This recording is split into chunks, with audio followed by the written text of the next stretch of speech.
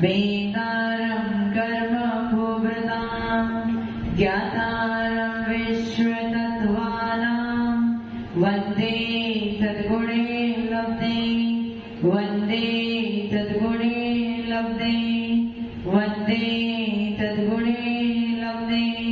जीवलोकन परमेश्वर भगवान की, देवादिदेवादिनाथ भगवान की, अंतिम शासनपति महावीर स्वामी भगवान की, परम पूज्य गुरुदेव श्री आदि सागर महावीर की दिव्य वंशर सन्मति सागर जी महाराज की, परम पूज्य गुरुदेव श्री सुंदर सागर जी महाराज की, द्वादशाम सिंगानी माता की, बोले समस्त आचार्य संघ की।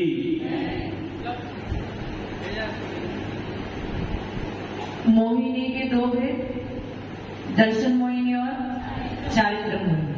दर्शन मोहिनी के तीन भेद, मिथ्या, सम्यक मिथ्या और सम्यक। सबसे बड़ा शत्रु कौन है? मिथ्या। और आपको किस पे ध्यान देना है सबसे पहले? क्योंकि आप कौन से अनुष्ठान में हो?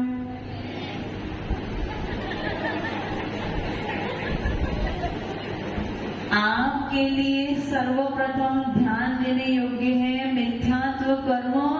आपको अपना मिथ्या दृष्टिपना छोड़ना है।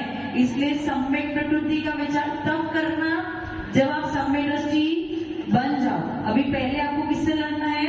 मिथ्यात्व से लड़ना है, मिथ्या दृष्टिपना छोड़ना है, सम्यक दृष्टिपना ग्रहण करना है। उसके बाद विचार करना कि सम्यक प्रकृति आपको कैसे परेशान करती है। ठीक है, दर्शन मोहिनी आपका पूरा हो गया। पहला अनुष्ठान मिथ्या प्रकृति, तीसरा अनुष्ठान सम्यक मिथ्या प्रकृति। और सम्यक प्रकृति कौन से अनुष्ठान देती है? चौथे से लेके सातवां अनुष्ठान। अब दूसरा भेद है मोहिनी का, चारित्र मोहिनी। जो चारित्र को मोहित करे वो चारित्र मोहिनी। अच्छा, मोहिनी के टोटल उत्तर भेद कितने थे? 28। मोहिनी के टोटल उत्तर भेद कितने थे? 28। अब तक अपन ने कितने पढ़े? 3 को पढ़ने में कितने दिन लग गए? भारी थे ना, इसलिए। अब कितने बचे?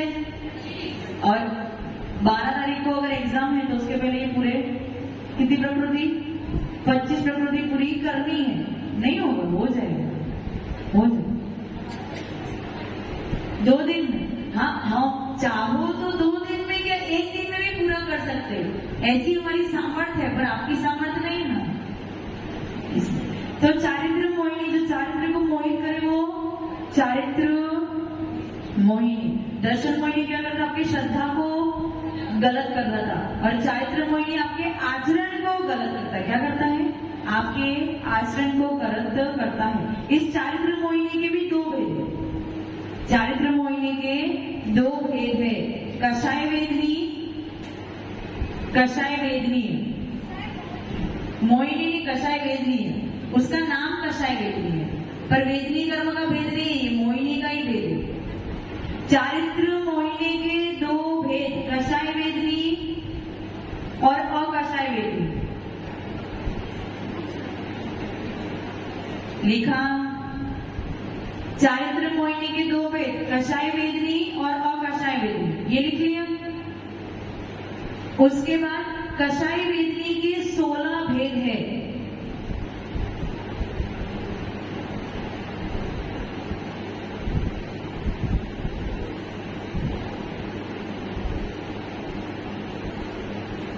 सोलह भेद में सबसे पहले अनंतानुबंधी। अनंतानुबंधी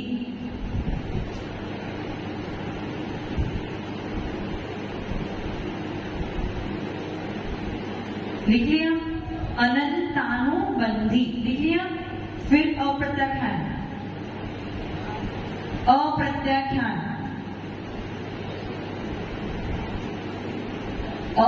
अप्रत्याख्यान लिखा। तीसरा है प्रत्याख्यान, प्रत्याख्यान। और चौथा है संज्वलन, संज्वलन लिख लिया। संज्वलन लिख लिया। अभी चार भेद बताए ना, इन चारों भेद के मतलब प्रत्येक के क्रोध, मान, माया और लोभ, यानी अनंतानुबंधी की चार क्रोध, मान, माया, लोभ, अप्रत्ययन के चार क्रोध, मान, माया, लोभ, प्रत्ययन के चार क्रोध, मान, माया, लोभ और संजुलन के चार क्रोध, मान, माया, लोभ। कितने हो गए? 16। कितने हो गए? तो कषाय वेदनी के 16 भेद हो गए। अब दूसरा भेद क्या था? अकषाय वेदनी। दूसरा भेद क्या है? अकषाय वेद। अकषाय वेदनी के देखो, मोहिनी के 28 भेद थे। प्रकृति कितनी थी? 28। उसमें से दर्शन मोहिनी कितनी थी? 3। तो 25 किसकी है? चारित्र मोहिनी। चारित्र मोहिनी में 2 भेद है, कषाय वेदनी और अकषाय। तो कषाय वेदनी के 16 भेद हो गए, बचे कितने? 9। तो अकषाय वेदनी के कितने भेद है? 9। हास्य, हास्य, हास्य, हंसना, हास्य, हास्य रति, अरति,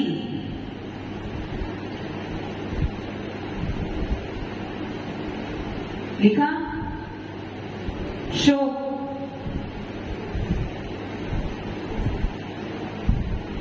लिखा शोक, भय,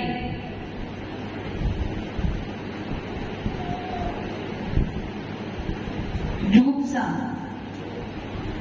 शोक, क्या? शोक नहीं, शोक, शोक, शोक, श वाला शोक, शोक की तरह, हाँ शोक। फिर भय, जुगुप्सा, जुगुप्सा, स्त्रीवेद, पुरुषवेद और नपुंसक वेद। लिख लिया? स्त्रीवेद, पुरुषवेद, नपुंसक वेद। कितने हो गए? 9 हो गए। कितने टोटल? कषाय वेदनी के 16, अकषाय वेदनी के 9, टोटल कितने हो गए? 25 हो गया। आपका चारित्र मोहिनी पूरा, एक दिन में पूरा है। डिटेल जाननी है, डिटेल जाननी है, इसलिए तो कितने बजे आए आप लोग? क्लास कितने बजे चल गई? 7:45 बजे। कितने देर पढ़ाऊंगी मैं? केवल 20 मिनट। 7:30 बजे कितने गिनती की 4-5 लोग आए थे। आज अमित जी आ गए थे, पता नहीं सूरज कहां से होगा था। चलो, कषाय, सबसे पहले तो दर्शन मोहिनी से लड़ना है। दूसरे नंबर पे यदि आपके संसार को बढ़ाने वाला यदि कोई है तो वो है चारित्र मोहिनीय। समझ में आया? अब लिखो मत, बस बंद हो गया, लिख लिया। दर्शन मोहिनी आपके लिए घातक है क्योंकि वो अनंत संसार का कारण है। परंतु एक बार आपने दर्शन मोहिनी को छोड़ दिया मतलब आपने सम्यक दर्शन प्राप्त कर लिया। सम्यक दर्शन जिसने प्राप्त कर लिया उसका मोक्ष का राह तो खुल गई। लेकिन उस मोक्ष की राह खुलने के बाद भी यदि मोक्ष नहीं जा पा रहे हो तो कहीं ना कहीं चारित्र मोहिनी आपके संसार का काल बढ़ा रही है। समझ में? जैसे हम लोग सब सम्यक दृष्टि हो गई, हमने दर्शन मोहिनी में मिथ्यात्व से तो लड़ लिया ना, तो हमारा अनंत संसार तो कट गया। अब वो अनंत संसार पूरा सागर प्रमाण नहीं, कितना है? चुल्लू प्रमाण। लेकिन यदि हम अपने चारित्र मोहिनी से लड़ ले आज, तो आज ही मोक्ष चले जाए। लेकिन चारित्र मोहिनी ऐसा कर्म है जो अब हमारे संसार के काल को बढ़ा रहा है। तो सर्वप्रथम शत्रु कौन है? दर्शन मोहिनी। दूसरा शत्रु कौन है? दूसरे नंबर पे चारित्र मोहिनी। सर्वप्रथम किससे लड़ेंगे? दर्शन। दूसरे किससे लड़ेंगे? चारित्र मोहिनी से। अब पहला भेद था कषाय वेदनी। आपकी जितनी भी कषाय है वो सब आपके चारित्र को, आचरण को गिराने वाली है। कषाय क्या होता है? व्यवहार में वो कषाय गुणस्थान नहीं होता है। कषाय क्या होता है? आत्मा को कसे नहीं, अभी मैंने सिर्फ एक्चुअल में कषाय क्या होता है, वो जो गम होता है ना, श्लेषम क्या कहते हैं आप, जो चिपकाने वाला काम करता है, उसका पर्यायवाची नाम है कषाय। क्या नाम है? श्लेषम कहते हैं ना, गम गम फेविक गम, गम किसके लिए यूज करते हो? चिपकाने के लिए। तो गम जो होता है उसको श्लेषम कहते हैं, उसे कषाय कहते हैं। अब गम क्या करता है? एक वस्तु को दूसरी वस्तु से चिपका है। तो अब आपके कुछ ऐसे परिणाम हैं जो क्या करता है, आप जब भी वो परिणाम बनाओगे तो कर्म आके आपकी आत्मा से चिपक जाएंगे। क्या होगा? और इसीलिए उन परिणामों को कषाय का नाम दिया गया है। जबकि कषाय क्या है? श्लेषम। श्लेषम नाम की जो वस्तु है उसे कषाय कहते हैं, परंतु उसका जो स्वभाव है उस स्वभाव को देखते हुए और आपके वो परिणामों के स्वभाव को देखते हुए दोनों में समानता पाई गई, इसलिए आपके उन परिणामों को कषाय का नाम दे दिया। मतलब आपके वो परिणाम क्या करते हैं? कर्मों को आपकी आत्मा से जितना ज्यादा कषाय करोगे उतना श्लेषम मजबूत होगा, उतना आपका फेविकॉल मजबूत होगा। जितनी ज्यादा कषाय करोगे उतनी ज्यादा कर्म आके आपकी आत्मा से ज्यादा समय तक चिपक जाएंगे। समझ में आया? इसलिए उसे क्या बोला? कषाय। दूसरा, जो पेड़ होता है ना, उसका जो स्कंद होता है उसमें से एक ऐसा पदार्थ निकलता है जो कषाय ना होता है। यदि आपके कपड़े पर, सफेद कपड़े पर यदि वो लग जाए तो आपके धोने पर भी वो निकलने वाले नहीं है। उस स्वभाव को देख के आपके उन परिणामों को भी कषाय कहा गया है, क्योंकि आपके वो परिणाम ऐसे हैं जो एक बार आपने कर लिए फिर इतना समय लग जाएगा आपको अपने परिणामों को सुधारने में। जैसे यदि वो कलर लग गया, कषायला वाला कलर यदि लग गया तो उसे धोने में बहुत मेहनत लग जाएगी, फिर भी छूटेगा नहीं। वैसे ही आपकी कषाय कैसी है, एक बार आपने कषाय में लग गए तो इतनी मेहनत लग जाएगी उन परिणामों से दूर होने में, इसीलिए उसे कषाय का नाम दिया गया है। समझ में आ गया? पहला कषाय क्या है? श्लेषम, जो चिपकाने वाला काम करता है। किसको चिपकाएगा? कर्मों को आत्मा से चिपकाएगा। दूसरा कषाय क्या है? रंग है, जो आपके साड़ी पे अथवा कपड़ों पे लग गया तो उसे धोना बहुत मुश्किल हो जाता है। उसी प्रकार से यदि आप कषाय में रच बच गए तो आपको कषाय में से निकलना बहुत बहुत बहुत मुश्किल है। धोते रहना अपनी आत्मा को तो भी कषाय निकलने वाली नहीं है। इतनी मजबूत होती है कषाय। कषाय मजबूत नहीं होती है, आत्मा मजबूत होती है, लेकिन आपने कषाय को बहुत मजबूत करके रखा है। समझ में? राजू जी कुछ समझ में आ रहा है? वकील साहब समझ में आ रहा है ना? कषाय की डेफिनेशन लिखो। जो आत्मा को कसे उसे कषाय कहते हैं। जो आत्मा को कसे उसे कषाय कहते हैं। अब ये परिभाषा क्यों बनाई है, जब आगे कषायों के बारे में पढ़ेंगे तब समझाऊंगी। इतना लिख लिया पहली परिभाषा, दूसरी परिभाषा लिखो। जो सुख दुख रूपी धान्य को उत्पन्न करने वाला, सुख दुख रूपी धान्य, धान्य अनाज, धान, खाने वाला धान, सुख दुख रूपी धान्य को उत्पन्न करने वाला कर्म रूपी खेत, खेत यानी फार्म, खेत को जोतता है, जोतना समझ गए ना? जोतना क्या होता है? जोतता है, उसे कषाय कहते हैं।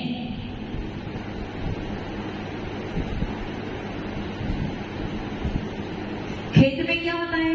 धान्य उत्पन्न होता होते, यहाँ पे एक कर्म रूपी खेत है जिसमें सुख दुख रूपी धान्य उत्पन्न करता, सुख दुख रूपी धान्य उत्पन्न होता है। तो वो खेत को जोतने वाला काम कौन करता है? कसाई। मतलब कसाई आपके लिए क्या कर रही है? कर्म रूपी खेत को जोत रहा है जिसमें सुख दुख रूपी धान्य उत्पन्न होता है। तो ये सुख और दुख किससे है? आपकी कषायों से। वेदनी का काम क्या था? वेदनी का काम क्या था? केवल सामग्री देने का काम वेदनी का था, लेकिन वो सुख दुख का वेदन कराने वाला कौन है? ये कषाई है। क्योंकि मैंने पहले भी बताया था, नीम आपके लिए कड़वा है और ऊंट के लिए, तो नीम तो सामग्री है, लेकिन किसी को वो प्रिय लगती है, किसी को वो अप्रिय लगती है। ये जो प्रिय और अप्रिय वाला जो परिणाम है वो किसका है? कषायों का परिणाम है। समझ में आया? इतना लिख लिया। अब 4 भेद बताए थे, अनंतानुबंधी, प्रत्यक्ष ज्ञान, अप्रत्यक्ष ज्ञान और संजन। और चारों के 4 भेद: क्रोध, मान, माया और लोभ। ठीक है। अब हम कहते हैं आपके परिणाम कैसे हो सकते हैं? राग वाले हो सकते हैं अथवा द्वेष वाले। ये 2 ही परिणाम आपके हो सकते हैं, राग वाले अथवा। राग वाले क्या होता है?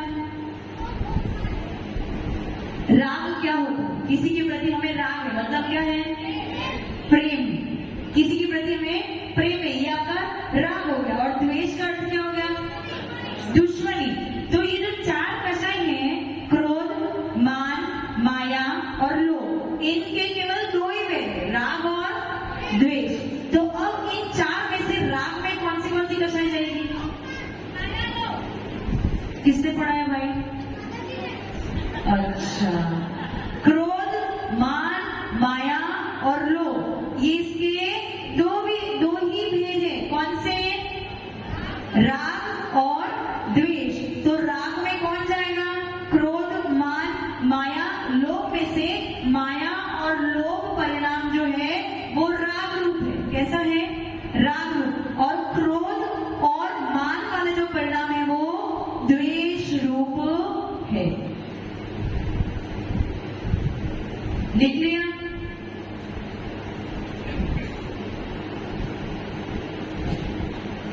अब आप बताओ क्रोध का अर्थ क्या है? बड़ों को कुछ नहीं आता, पहले उनको पढ़ तो लेने दो। क्रोध का अर्थ क्या है? गुस्सा। किस पे? किसी में भी गुस्सा करना उसे क्रोध कहते। अब गुस्सा क्यों होता है? राजू जी, गुस्सा क्यों आता है?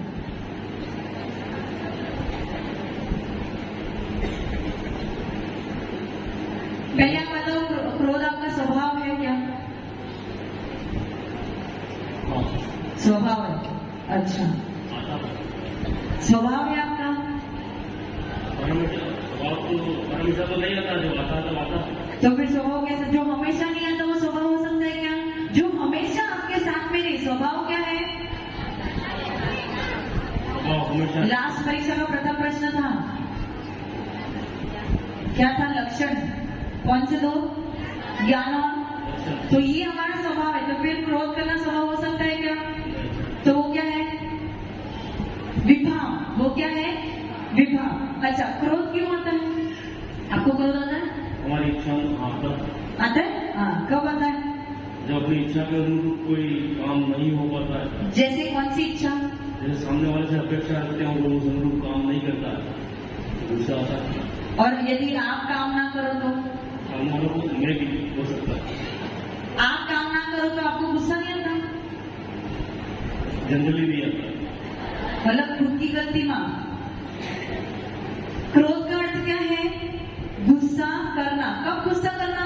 प्रतिकूल परिस्थिति में, जो स्थिति हमारे अनुकूल, मतलब जिस प्रकार से हमने सोचा है, जिस प्रकार से हमने विचार किया है, उस प्रकार से यदि काम नहीं हुआ तो फिर, मतलब मैंने सपना देखा है और सपना पूरा नहीं हुआ तो जिस प्रकार का पिक्चर मैंने बनाया है अपने दिमाग में किसी भी चीज को लेके, लेके, आपके बिजनेस को लेके, आपके घर को लेके, आपके बच्चों को लेके, आपकी पत्नी को लेके। जैसे आपने आज विचारा कि आज कुछ अच्छा आइटम बनना चाहिए और घर पे जाके देखा कि लौकी की सब्जी और रोटी बनी है, तो क्या होगा? गुस्सा आएगा। तो ये आपके लिए प्रतिकूल परिस्थिति हो गई। तो ये क्या हो गया? क्रोध। क्यों हो गया क्रोध? प्रतिकूल परिस्थिति में क्रोध आता है। तो क्रोध हमारा स्वभाव है कि नहीं है? हमारा स्वभाव तो केवल जानना था। क्या जानना था? पत्नी ने आज लौकी की सब्जी और रोटी बनाई है, यही जानना था। लेकिन इतना जानने के बाद जो क्रोध कर दिया, वो क्या कर दिया? अपने सीमा को, स्वभाव को लांघ दिया। स्वभाव, आपका स्वभाव कहां तक था? घर पे आए, पत्नी को देखा, क्या बनाया? लौकी की सब्जी और रोटी, बस ये जान लिया, गैस का काम पूरा। तो उसके आगे बढ़े क्यों? उसके आगे बढ़ के आपने क्या कर दिया? इसलिए क्रोध क्या है? स्वभाव। स्वभाव तो वहां तक ही था, जानने तक ही आपका स्वभाव था, लेकिन जानने के बाद जो आपने क्रोध कर दिया, वो आपका विभाव हो गया। समझ में है? साधना जी बैठे बैठे बताओ, यदि आप क्या हो? अध्यक्ष हो ना? हाँ, महिला सभा की अध्यक्ष हो। यदि कोई आपका मान सम्मान ना करे, कोई स्टेज पे यदि आपको कोई ना पूछे, कोई ना बुलाए बोलने के लिए, कोई ना आपको प्रेरणा दे, तो आपको कैसा लगेगा? अच्छा, आपको तो कोई बात नहीं, आपको अच्छा नहीं लगेगा, लेकिन आपके जैसे जो अन्य अनेक जो बड़े बड़े पद पे बैठे हुए लोग हैं, यदि उनको मान सम्मान ना दिया जाए, तो उनके किसको ठेस पहुंचेगी? किसको?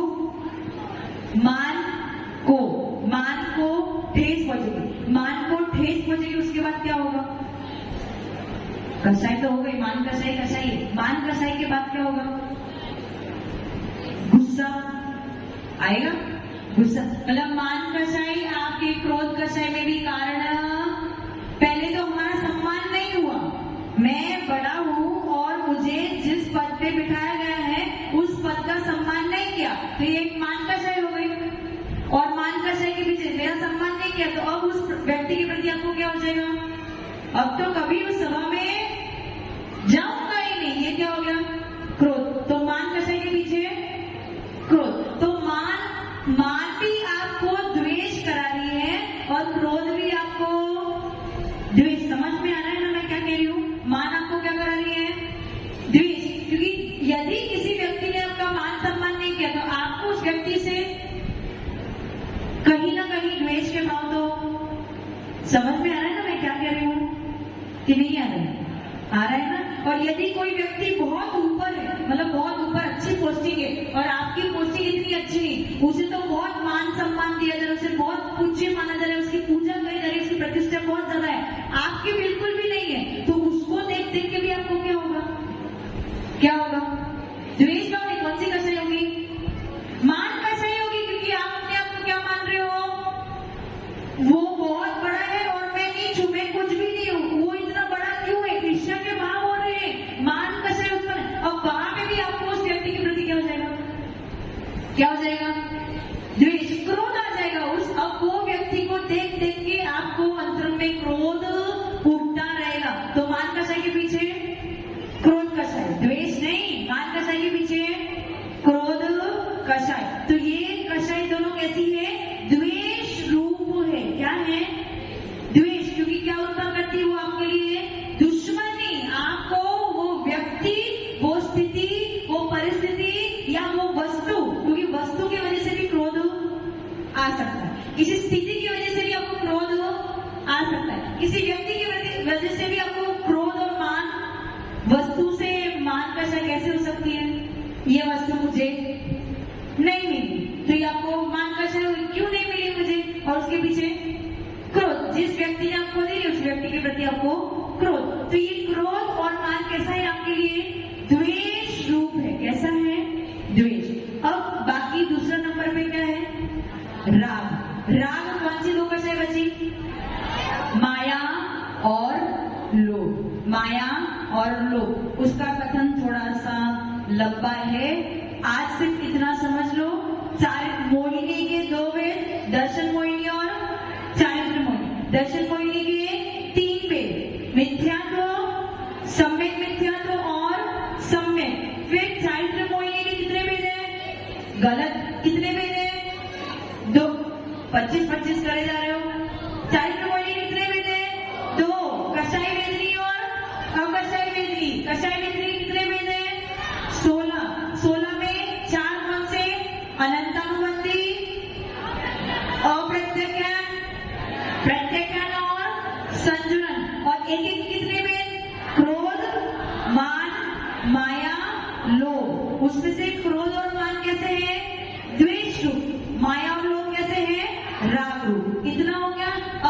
9 कक्षाएं में कौन से है 9 कक्षाएं विधि में 9 भेद है। हास्य, रति, अरति, शोक, भय, जुगुप्सा, स्त्रीवेद, पुरुषवेद और नपुंसक वेद। आगे कल चर्चा करेंगे। आज के लिए इतना काफी है।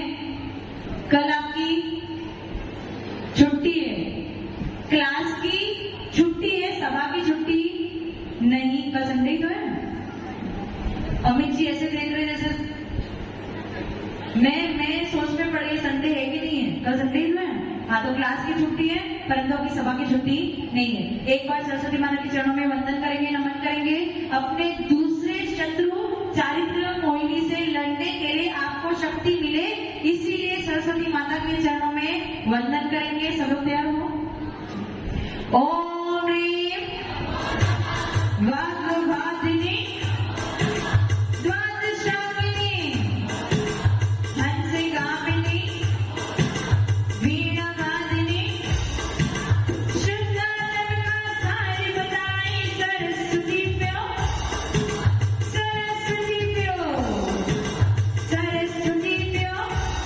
जीवन द्वादशामिनी वाणी माता की। आचार्य गुरुदेव सुंदर सागर जी महाराज की।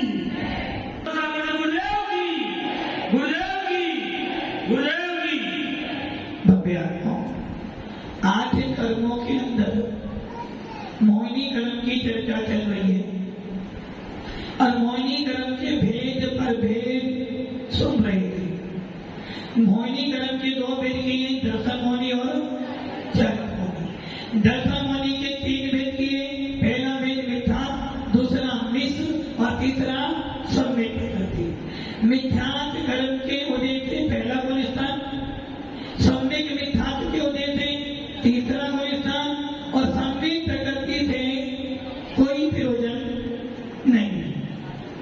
क्योंकि पहला छूटे तो चौथे में जाओ और चौथा आए तो पहला हटे। तो पहला गुण स्थान मिथ्यात् कर्म के उदय से हुआ, सम्यक मिथ्यात् से तीसरा गुण स्थान हुआ और सम्यक प्रकृति के उदय से चौथे से 7वां गुण स्थान होता है। इसके बारे में चिंतन कब करोगे? जब ये नियम कर लो कि मैं सच्चे देव सात गुरु के अलावा अथवा वीतराग शासन के अलावा कहीं भी माथा नहीं देखूंगा, तब सोचना कि मैं सब में दर्शन को प्राप्त करूं। अथवा लालच भय लोभ, लालच भी नहीं हो, कोई डर भी नहीं हो, कोई लोभ भी नहीं हो और कोई कैसा भी बोले, यदि आपके मन में जरा से भी भाव आते नहीं, वहां जाना तो चाहिए। तो समझ लेना अभी सम्यक प्रकृति आपके लिए बहुत बहुत बहुत दूर है, जिसकी चर्चा आप सवेरे सुनते हो। तो दर्शन मोहिनी के 3 भेद हो गए, मिथ्या, सम्यक मिथ्या और सम्यक प्रकृति। दूसरा भेद था चारित्र मोहिनी। जितना जरूरी दर्शन मोहिनी है उतना ही जरूरी चारित्र मोहिनी को नष्ट करना। आप लोग पढ़ते हो ना, डर से विशुद्धि भावे ना भाई, सोले तीर्थ कर प्रतिभाई, परम गुरु हो जय जय नाथ परम गुरु हो। इसका क्या पता? इन 2 पंक्तियों का अर्थ समझ लेना। यदि आप चाहते हो कि आप 16 कारण भावना क्यों पाई जाती है, 16 कारण भावनाएं क्यों पाई जाती है, हमें जी तीर्थंकर को भानी पड़ती है। और आपको जिनको तीर्थंकर बनना है उनको ये 16 कारण भावनाएं भानी पड़ती है। उसमें सबसे पहले है दर्शन विशुद्धि भावना। और अब बात चल रही चारित्र मोहिनी की। जो संसार विषय सुख होता तीर्थंकर क्यों त्यागे।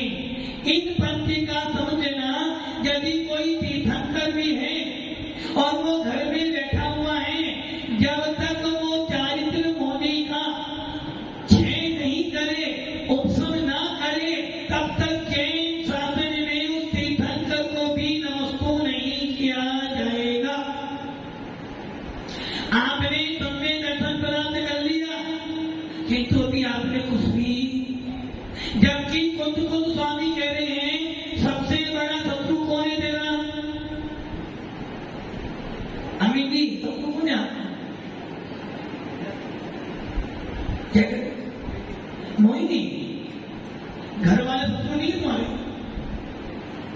घर को देखते हो सबको याद, सबसे बड़े शत्रु यदि तुम्हारा कोई घर वाले जिनके प्रति मोह कर करके आचार्य कुंदकुल स्वामी कह रहे हैं जितना जरूरी दर्शन मोहिनी का विनाश करना उतना ही जरूरी है चारित्र मोहिनी विनाश करना। दर्शन मोहिनी के विनाश किए बिना सम्यक दर्शन नहीं होना और चारित्र मोहिनी का विनाश किए तो ये मोक्ष नहीं मिलने वाला।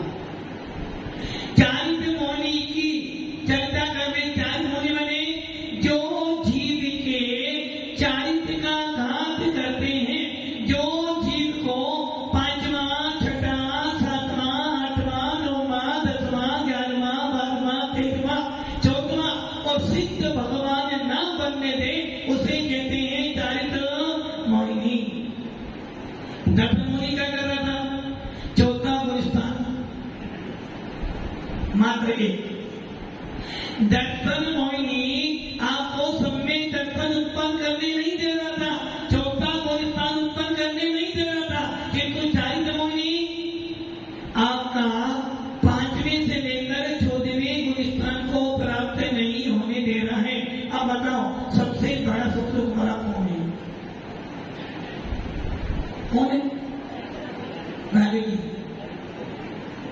चारित्र मोहिनी बस। इसीलिए बार बार समझाया जा रहा है मिथ्या छोड़ो मिथ्या छोड़ो मिथ्या छोड़ो। अरे भाई सबसे पहले चौथा होगा तब तेरा सातवा होगा, तब तेरा चौथा ही गुलिस्तान नहीं है तो तेरा मोक्ष मार्ग शुरू हुआ ही नहीं तो तू चारित्र काम प्राप्त करेगा। सबसे बड़ा शत्रु है मोहिनी, दर्शन मोहिनी। ये छूटे तो चारित्र मोहिनी छोड़ने का प्रयास करोगे। एक व्यक्ति रवि जी, एक व्यक्ति एक भैया जी मुनि बनना चाहते हैं।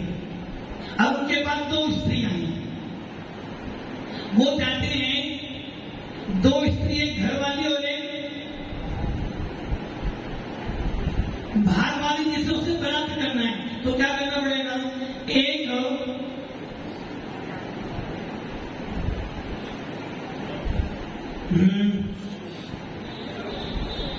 एक स्त्री घर में है जिसके कारण वो पतिदेव कहलाता है और एक स्त्री वो जिसके कारण वो मोक्ष का स्वामी होता है।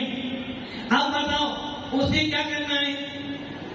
यदि उसे मोक्ष रूपी स्त्री का वर्ण करना है या मोक्ष रूपी पत्नी को प्राप्त करना है तो क्या करना पड़ेगा? रवि जी क्या करना पड़ेगा?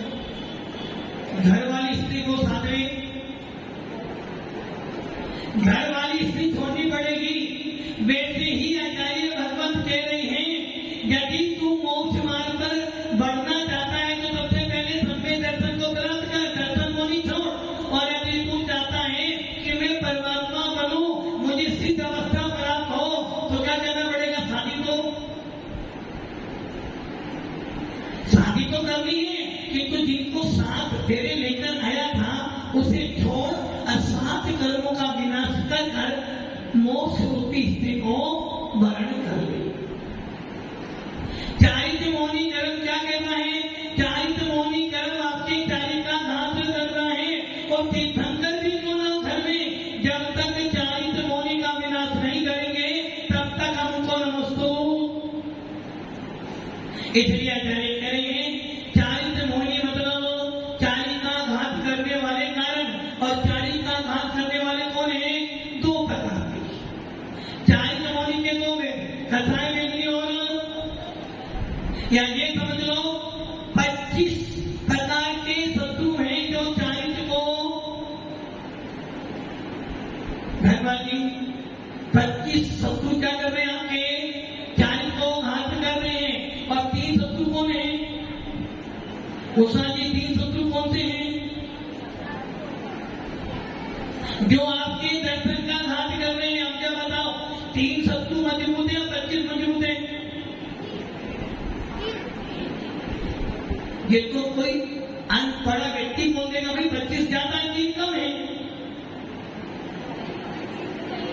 वो 3 तो कम तो हैं, किंतु वो 3000 के बराबर हैं। जैसे पहले नरक में कितने बिल हैं? 30 लाख बिल, और 7वें नरक में मात्र 5 बिल। बोलो कहां जाना चाहोगे अमित जी? वकील साहब, एक केस की आपको मिल रहे 30 लाख, और एक केस के मिल रहे 5 लाख। बोलो कौन सा केस लड़ोगे? 30 लाख वाला। अमित जी कहां जाओगे? सोच लो। वो कह रहे 5 लाख। अरे वो बिल में 5 तो बिल, तो 5 बिल 1 करोड़ के बराबर है। वैसे ही 40 मौनी के 25 वेद, दर्शन मौनी के 3 वेद। वो 25 वेद तो बहुत सिंपल है, तो 3 जो है ना दर्शन मौनी के, वो कह रहे भैया जब तक मेरा विनाश नहीं करेगा राजा नहीं बनने वाला। मेरा विनाश करेगा तो आत्मा का राजा बन जाएगा, और जो आत्मा का राजा बन जाएगा वही निर्वाण को प्राप्त। तो 40 मौनी के 2 वेद, कसाय वेदनी और अकसाय वेदनी। कसाय वेदनी के 16 वेद, अकसाय वेदनी के 9 वेद। कसाय वेदनी के 16 वेद कौन से थे? अनंतानुबंधी, क्रोध, मान, माया, लोभ। प्रत्याख्यान, क्रोध, मान, माया, लोभ। प्रत्याख्यान, क्रोध, मान, माया, लोभ। स्वजन, क्रोध, मान, माया, लोभ। जो वे 16 अकसाय वेदनी के 9 वेद। हर्षे, रति, अरति, सो, भय, जुगसा, स्त्री वेद, पुरुष वेद और नपुंसक वेद। चारित्र मौनी का विनाश करने के लिए आपको सम्य दर्शन रूपी तलवार चाहिए। जिसके पास सम्य दर्शन होगा वो ही चारित्र मौनी का विनाश कर सकता है, और जिसके पास सम्य दर्शन नहीं है, मिथ्यात्व है, वो कभी भी चारित्र मौनी का विनाश नहीं कर सकता। राजू जी गुलिस्तान कौन सा है?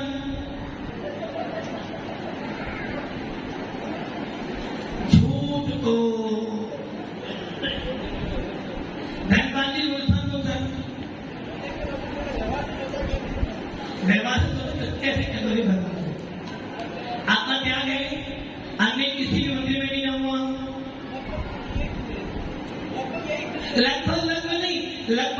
लगभग में गड़बड़ी है। अंदर से नहीं, अंदर से मैं कौन हूं ये तुम्हारा विषय नहीं। यदि मान लो आज राजू भैया मुनि बनना चाहते हैं, उमंग भैया जी, राजू भैया जी मुनि बनना चाहते हैं, सबसे पहले क्या करना पड़ेगा? पहले कसाई छोड़िए, पहले घर।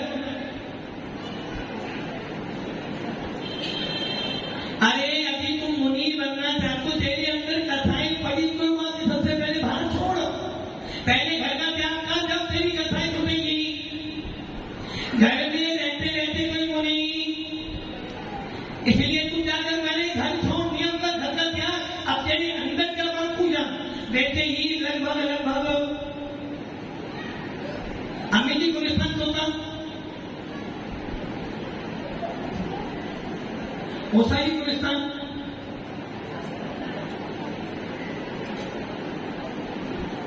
सागराई गुलिस्तान, किलाट में कली डॉक्टर गुलिस्तान चुपता है, चौथा है। इसका अर्थ क्या होता है? चौथे गुलिस्तान का अर्थ क्या होता है?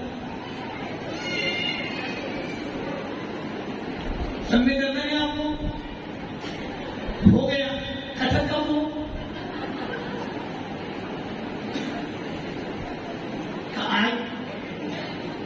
सम्य दर्शन सुन के नहीं होता है। जब तक आपके अंदर में, जब तक आपके अंदर से अनंतानुबंधी, क्रोध, मान, माया, लोभ, मिथ्यात्व, मिश्र सम्य के सात प्रकृतियों का एक अंश भी उदय में आ रहा है। आपका छोटा गुलिस्तान। यदि आपको अपने देवता गुरु के ऊपर कहीं भी डाउट हो रहा है, शंका भी थोड़ी सी भी हो रही है, यदि माता जी ने उदाहरण दिया ना, भरी समाज में, भरी सभा में सबको तो बुलाया और साधना जी को भूल गए। भले इनके मन में कोई भाव नहीं आए, किंतु लोगों ने बोल बोलकर कान भर दिए। अब देखेंगे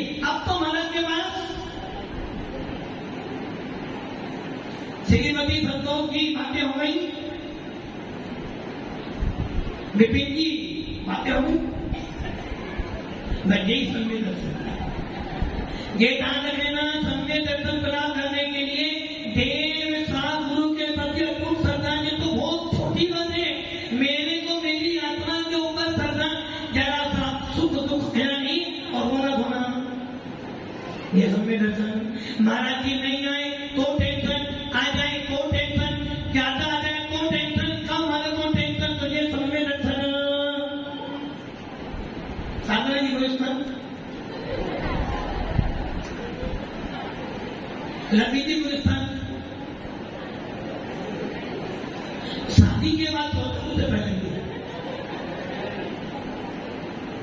इसलिए ये ध्यान रखना, चारित्र मुनि का विनाश करने के लिए दर्शन मुनि पहले विनाश करना है, और चारित्र मुनि का विनाश करने पर ये जीव भगवान आत्मा बन जाता है। इसलिए दर्शन मुनि